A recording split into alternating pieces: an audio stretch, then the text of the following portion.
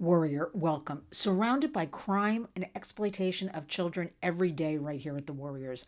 I know you are too. We should talk about a couple of facts, things that are bothering me on this Warrior Wednesday. We have to go over the SCOTUS case yesterday about parental autonomy for the group of parents who simply wanted to opt their kids out in Virginia from, and we're talking preschool, kindergarten, first grade, from kids hearing about books, sexual in nature. And we're a family program, so I'm going to leave it at that. But first, make sure you're subscribed to our channel. Make sure you hit the little like bells, buttons, whatever we have going on, because we are really trying to maintain and be, part of the algorithms and get ahead with this information. Because you know what? We're about reality on the Warriors. And I know that the information we share here, you know, may not be liked or something like that. But I want you to understand that there's something called parental autonomy, and nobody really seems to talk about this. And whether you like it or I like it, parents have the right to take care of their children, raise their children any way they see fit. Mind you, if they're not, physically abusing them, etc. Now, we've got all of a sudden this infiltration, I don't have to remind you, in our school systems in the last several years of, of gender and pronouns and sneaking things behind the parents' backs and all. And you know what I don't understand is because our public school system in particular is failing across the United States. All 50 states are behind in reading, mathematics. So, what's going on here? This is why each and every day we can't lose sight. We have to stay in the fight and do whatever we can do in our own homes and communities and work on all of this. It's funny, I was talking to somebody today and she said, remember that kid who used to play with my son? And I said, oh yeah, I remember him. Used to talk about him like 2 years ago, the play dates and all that. She said, and he disappeared for a while and we didn't know what happened. And we just found out his mother took him out of the school. He's being homeschooled. So there's been a lot of that going on since COVID. But let's get back to what I'm talking about. Remember, go back. We had Loudoun County. Now, I want you to hear about this one. Well, justices seem set to allow opt-outs from, of course, it's the New York Times, the title, LGBTQ stories in schools. This is not the issue. The issue is parental autonomy. The issue is if a school system allowed until fairly recently to opt out of anything, and we're talking again, go back to preschool, kindergarten, first grade children, you as that parent should be allowed to opt out. And then they rescinded that. And this is the issue the parents have, that the argument coming from the education system is, basically, and I'm trying to bottom line it here so you don't get too bored, is that they weren't really forcing it or making children affirm. Can you imagine making a 3 or 4-year-old affirm to their gender when they don't even know what that is? But I want to go through this a little bit because think about this.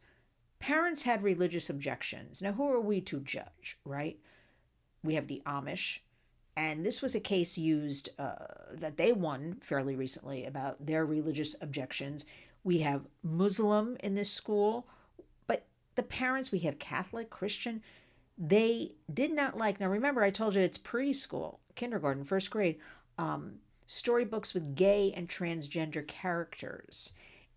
I even saw something where in the one book, the child was hugging the mom. The little girl was hugging the mom. And she said something like, and I don't want to be like you when I grow up. I want to be like daddy. Now, can you imagine a 3-year-old, 4-year-old hearing that? That's confusing. That's upsetting. Gosh, we have enough with mental health in this country with our kids. So this is, completely unacceptable. And I'm going to put the whole body of the story. You can take your time and you can read it for yourself.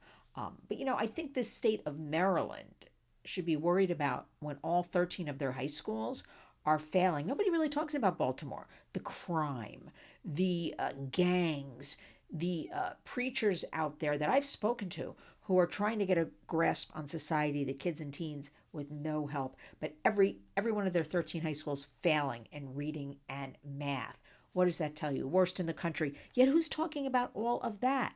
So we have that going on. I want to finish up with some good news, though. Just heard today from Washington, and I'll be in Washington next week working, that the Take It Down Act is on the calendar for next week. The week of, let's see, that would be somewhere around April 28th, I believe is Monday.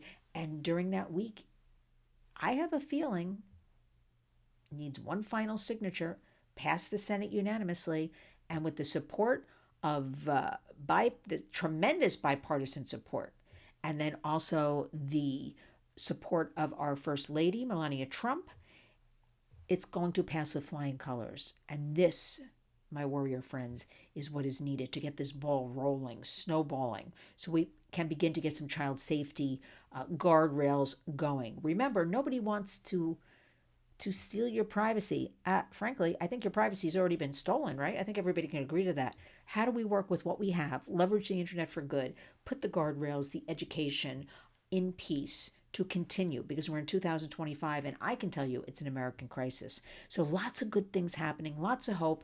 And if you're in the New York area, May 6th, Tuesday, 5:30, we are going to have a Community Creates Change Hope event. We're going to have music, we're going to have food, we're going to have nice swag bags. We're going to have a discussion, because remember, in all of this hope, and I want people to feel good, we have survivors we work with. We want survivor empowerment, right? We want them to help us abolish, at least know what we can do so we don't have new victims of all this exploitation. We are going to have a book discussion, Vegas Concierge, with survivor leader Angela Williams and investigative journalist, author of the book, Brian Joseph, to remain steadfast in our mission of educating the public.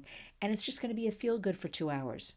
I want everybody to know, especially with the Take It Down Act on the brink of going to the president's desk, it's going to happen. So join us. Always Community Creates Change. Sign up for our newsletter at lynswarriors.org. Scroll down on the right side, says e-newsletter. Join us. I'm urging all of you to be a warrior. Please read the story I put in the body of this video. Understand we must keep talking about, I know it sounds ridiculous, parental autonomy, parents rule. Don't get sidetracked with all the other noise, because a lot of it is just beginning. Community creates change. When you wake up each and every day, go out and be a warrior.